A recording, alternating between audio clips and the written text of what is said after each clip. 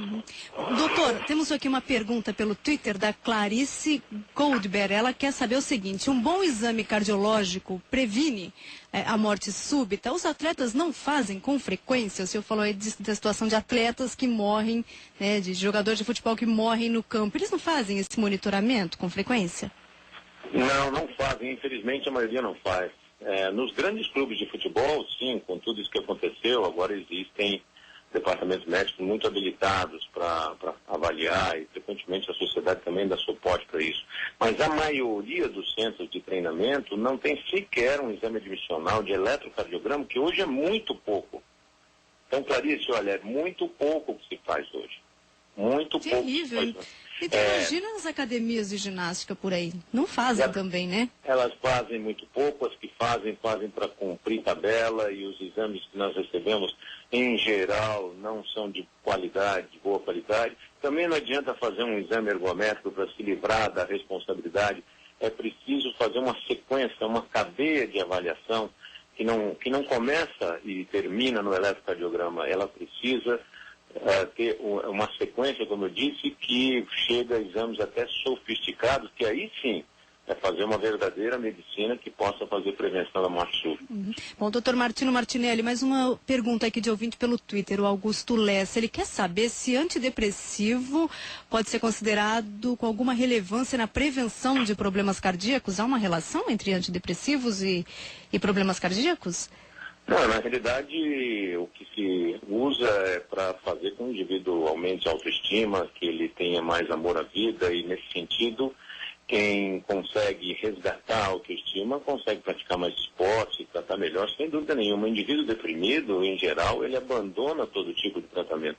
Então a relação é direta no comportamento do indivíduo. À medida que ele faz uso de drogas como essa, ou de fármacos como esse, ele está mais próximo de melhorar sua qualidade de vida, e tudo vem com qualidade de vida. Então é bom que fique claro, não é que todo mundo vai sair tomando antidepressivo.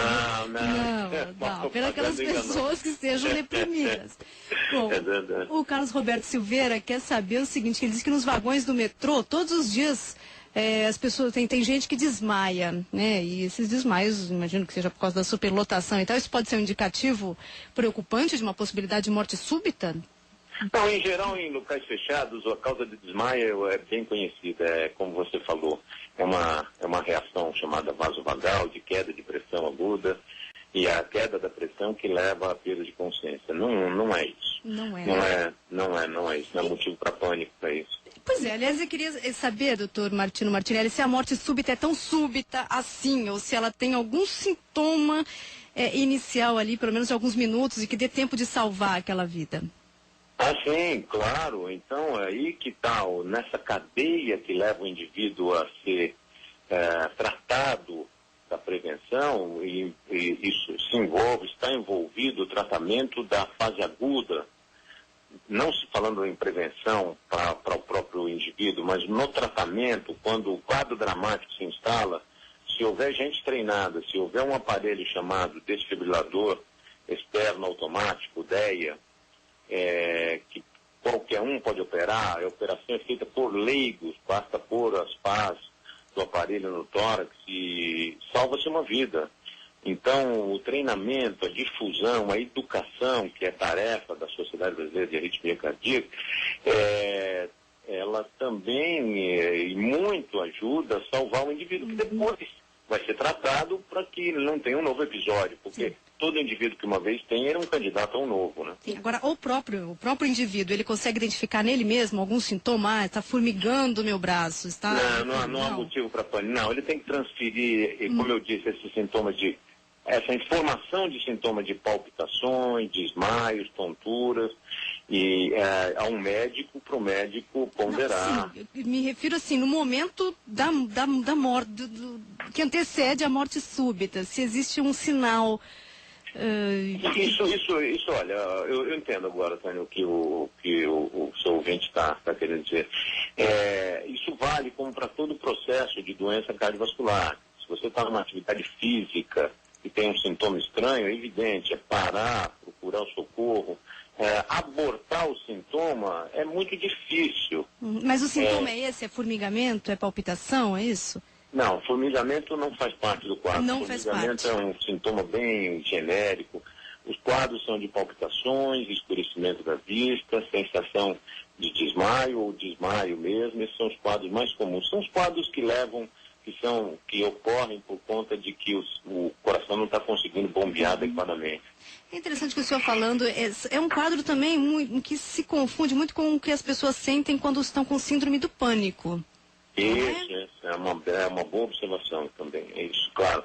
Nós, como eu disse, é muito importante que assim que nós tivermos os sintomas, nós temos que colocar para um cardiologista, para um especialista nessa área para ponderar, porque, como você falou, essas síndromes depressivo-ansiosa, síndrome do pânico, elas genericamente causam distúrbios que levam o indivíduo à sensação de desmaio e palpitações, mas essas ocorrem como reação da liberação de hormônios no nosso organismo que só ocorrem nos momentos do pânico.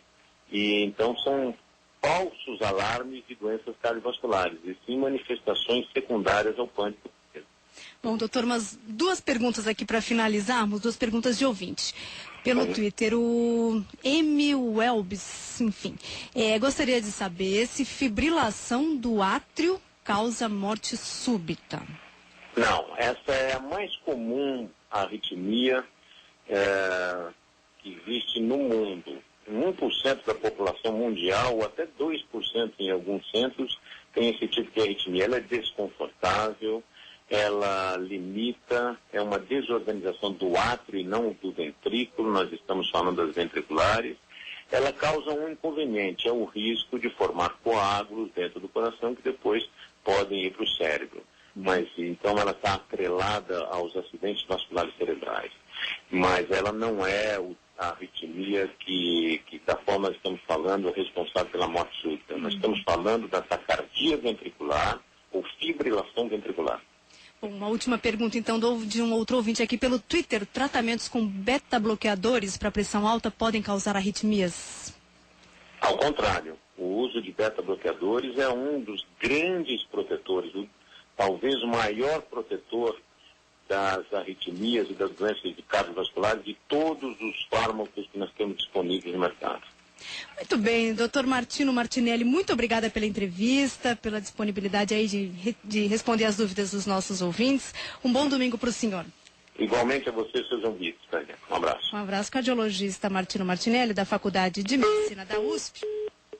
Ele que coordenou uma pesquisa da Sociedade Brasileira de Arritmias Cardíacas e também da Sociedade Brasileira de Cirurgia Cardiovascular, um levantamento aí sobre a incidência da morte súbita no Brasil. E a projeção, que ele chamou de alarmante, é de que mais de 200 mil pessoas são acometidas de